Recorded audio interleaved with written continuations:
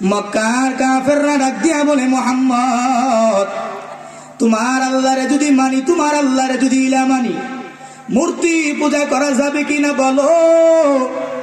নবী ডাক দিয়া বলে, না না, আল্লাহরে যদি মানো মূর্তির পূজা করা যাবে না। মক্কার কাফেররা ডাক দিয়া বলে, মুহাম্মদ কোন আল্লাহ দাওয়াত দিলি রে মুহাম্মদ? আমাদের বাপ দাদারা মূর্তির ইবাদত করত। এরে মুহাম্মদ, তুই আমাদের বাপ দাদার ধর্মে চুনকালি লাগায়া দিলি।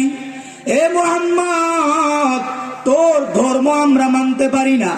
এবার মায়ার নবীকে কয়েক ভাবে কাফেররা মায়ার নবীর বাধা দেয়। এক নম্বরে বাধা দেয়, মায়ার নবীর নামে অপবাদ দেয়, মায়ার নবীর নামে কুচ্ছা রটনা করে। মায়ার নবীর আল্লাহ 3টা ছেলে দান করেছে। বাজান কয়টা ছেলে? বুঝেন নাই? কয়টা ছেলে? 3টা ছেলে দান করেছে আল্লাহ রব্বুল আলামিন। মায়ার নবী রাহমাতুল লিল আলামিনের 3টা ছেলে এই দুনিয়ার জমিন থেকে নিয়ে নিলেন। কাফেররা ডাক দিয়া বলে, মুহাম্মদ তোমার ছেলে নাই। মুহাম্মদ তুমি হলো আবতর, তুমি হলো লেসকাটা। দুনিয়ার জমিনের মধ্যে যার ছেলে নাই মানুষ তার লেসকাটা বলে কি বলে না? বলে। মুহাম্মদ তুই আবতর। আমার আল্লাহ রব্বুল আলামিন জানায় দেয়, এরে জিবরাইল যাও যাও, আমার নবীর মনে কষ্ট, আমার নবী ছেলে হারায় কষ্ট। এমনি ছেলে নাই, ছেলেরে আমি আল্লাহ নিয়ে নিয়েছি কষ্ট। আবার ওই কাফির বেঈমানরা নবীরে গালি দেয়, আমার নবীর মনে বড় কষ্ট। এরে জিব্রাইল যাও, আমার নবীর সূরা হাদিয়া দিয়ে আসো। জিব্রাইল আমিন হাজির। জিব্রাইল আমিন আসিয়া ডাক দিয়া বলি, ইয়া রাসূলুল্লাহ আমি আপনার জন্য হাদিয়া আনলাম। নবী ডাক দিয়া বলে, কি হাদিয়া আনছো? জিব্রাইল ডাক দিয়া বলে, নবী পড়েন, ইন্না আ'তাইনাকাল কাউসার। ও নবী পড়েন, আমি আল্লাহ আপনারে কাউসার হাদিয়া দিয়া দিলাম। বলেন সুবহানাল্লাহ। এরে মুসলমান, জানো কাউসার কত দামি? যেই বান্দা কাউসারের পানি পান করবে না, ওই বান্দা জান্নাতে যাইতে পারবে না। সুবহানাল্লাহ। এমন এক কাউসার দান করেছে। এই কাউসার কত দামি! আল্লাহ নবী বলেন, এই কাউসারের পানিটা হবে দুধের চাইতেও সাদা। কিসের চাইতেও সাদা? দুধের চাইতেও সাদা। এই কাউসার কত স্বাদ! আল্লাহ নবী জানাইয়া দেয়, মধু কত স্বাদ, মধু চাইতেও স্বাদ হবে কাউসারের পানি। কাউসারের পানি কত দাম!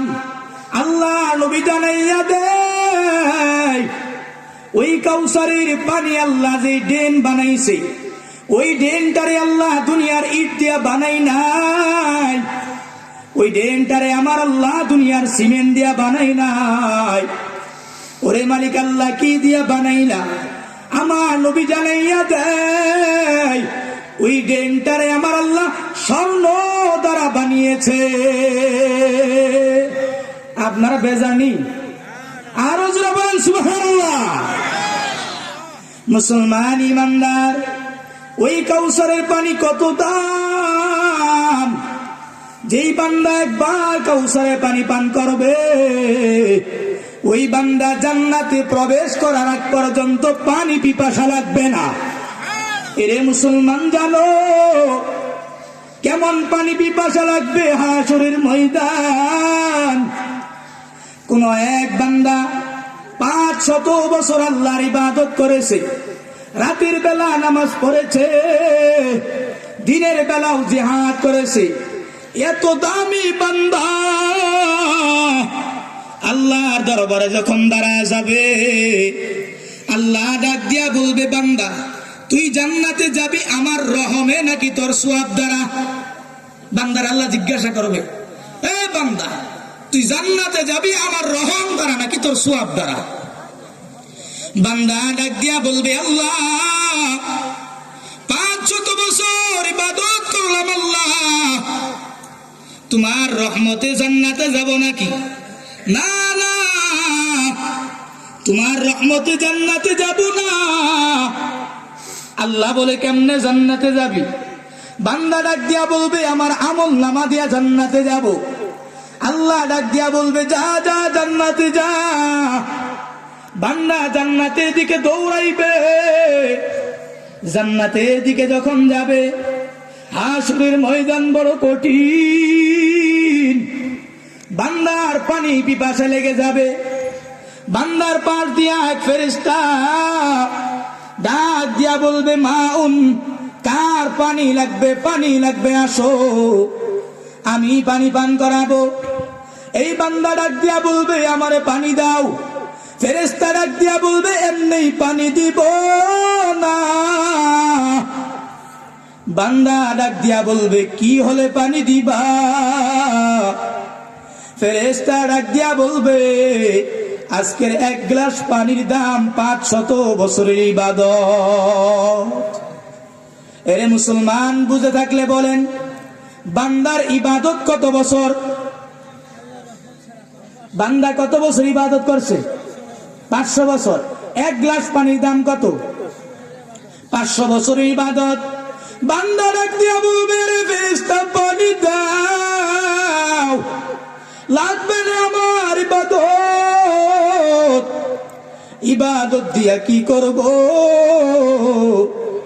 যদি এখন বুক ফাটিয়া মারা যায়, আমার ইবাদত দিয়া আমি কি করব? ফেরেশতা ডাক দিয়া বলবে নে রে নে, এক গ্লাস পানি খা ফেল। ওই বান্দা এক গ্লাস পানি পান করবে। এক গ্লাস পানি পান করিয়া বান্দা সামনের দিকে আগাইবে। সামনের দিকে যখন আগাইতে থাকবে, বান্দার আবার পানি পিপাসা লেগে যাবে। বান্দা ডাক দিয়া বলবে পানি দাও, আমার পানির পিপাসা লেগে গিয়েছে। এবার ফেরেশতা ডাক দিয়া বলবে পানি দিতে পারি, শর্ত আগেরটাই 500 বছরের ইবাদত দিয়া দিতে হবে। বান্দা ডাক দিয়া বলবে ফেরেশতা আমার তো আর ইবাদত নাই, আমি কি করব? এই বান্দা সেজদায় লুটায় পড়বে।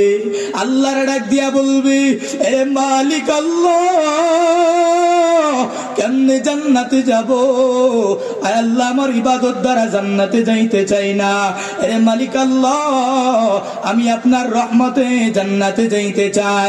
আমার আল্লাহ ডাক দিয়া বলবে এরে ফেরেশতা যাও যাও, ওই বান্দারি আমি আল্লাহর রহমতে জান্নাতে ঢুকাইয়া দাও।